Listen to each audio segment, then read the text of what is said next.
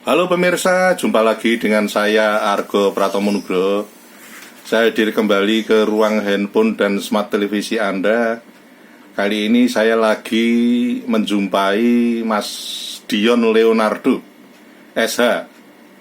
Mas Dion ini sebetulnya saya sudah mengenal cukup lama, tapi baru sekali beliau ini saya tampilkan di media saya ini, dan saya ingin kembali lagi bertanya kepada Mas Dion, melanjutkan yang dahulu pernah saya bertanya kepada beliau tentang perbankan.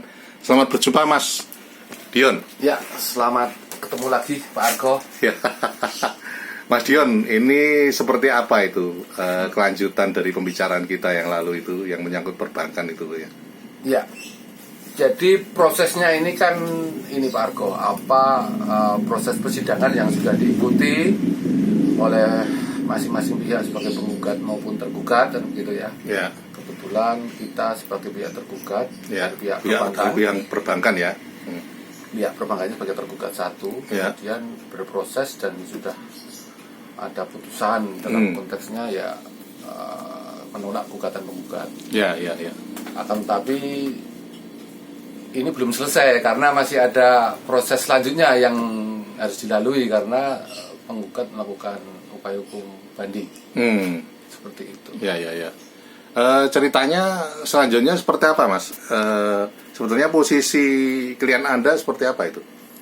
Kalau saya melihat ya karena kita di pihak bank, ya. Jadi perbankan, kalau sekarang nama BPR itu kan Bank Perekonomian Rakyat, ya. BPR itu BPR Bank ya. Rakyat, ya. Dan ini prosedurnya sudah dilakukan ya dalam proses tentang proses lelangnya karena ada jaminan, kemudian adanya uang investasi dari penggugat, kemudian dia melakukan gugatan tentang proses jaminan yang dilelang oleh banknya begitu. Istilahnya awalnya dia utang nggak bayar gitu ya? Bukan istilah awalnya utang nggak bayar, cuman ada keterlambatan, kemudian macet kredit. Kreditnya macet ya? Kredit macet ya? Otomatis itulah dilakukan proses lelang dan gugatan dari penggugat. Dia gugatnya itu karena mau dilelang itu? Sudah dilelang, sudah ada pemenang lelang. Oh, sudah ada pemenang lelang. Terus dia gugat gitu? Dia melakukan gugatan. Padahal kreditnya macet ya? Kreditnya macet. Ya. Dan sekarang penggugat melakukan upaya hukum banding gitu loh. Jadi kalau saya melihat sih, kalau kita bicara keperdataan ini nanti ada menang dan kalah kan gitu. Ya. Kalau kita bicara pidana benar dan salah. Ya.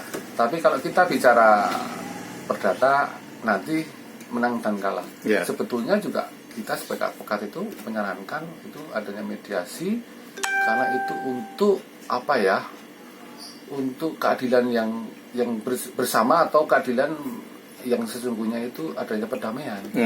Kan gitu ya. Jadi tidak win-win solution, tidak merugikan karena kalau kita sudah sampai ke pengadilan nanti ada menang dan kalah. Ya. Dan itu menurut saya juga ya proses ini harus dilalui karena sudah diambil untuk melakukan gugatan di pengadilan. Ya. Terakhir Mas, sebetulnya Anda punya saran nggak terhadap istilahnya penggugat?